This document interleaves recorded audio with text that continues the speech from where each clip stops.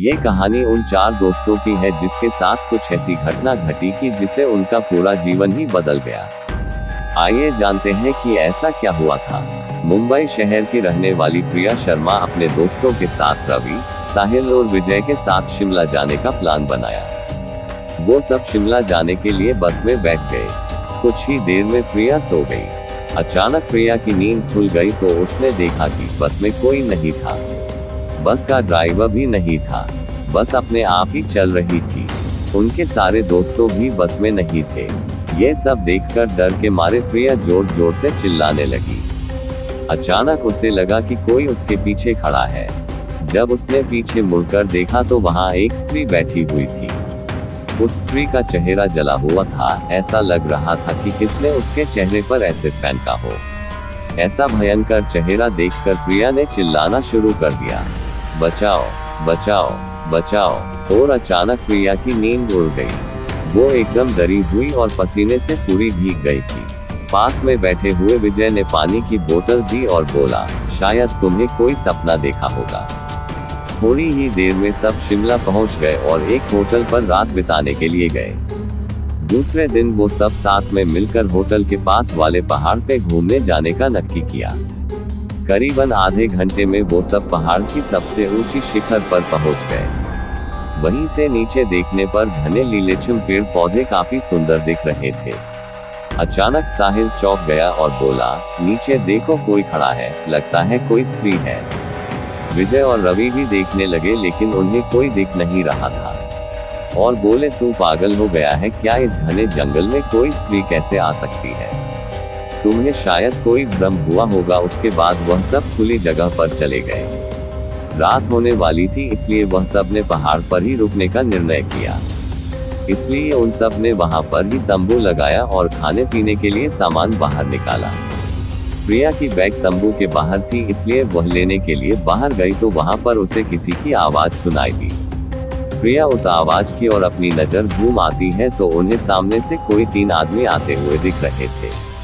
उनके हाथ में धारदार हथियार देखकर प्रिया डर जाती है और दौड़ के तंबू के अंदर आ जाती है। उसने अपने दोस्तों से भी यह बात की लेकिन कोई उसकी बातों पर विश्वास नहीं कर रहे थे। प्रिया चिल्लाकर बोली, आप सब पागल हो गए हो क्या? कोई भी मेरी बातों पर भरोसा नहीं कर रहा है। चलिए मेरे साथ बाहर, मैं आपको बताती हूँ।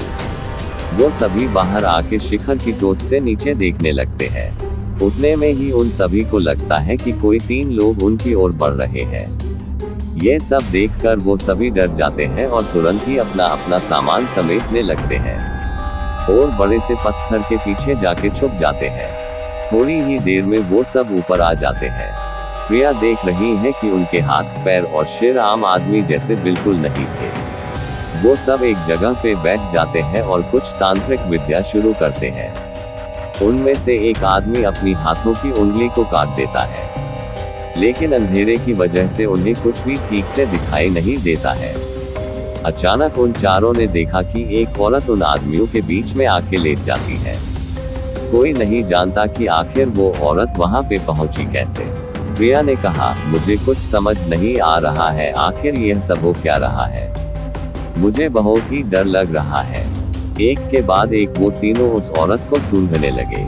वहीं पे अचानक उस औरत ने अपनी उंगली उठाए और हमारी तरफ इशारा करने लगी।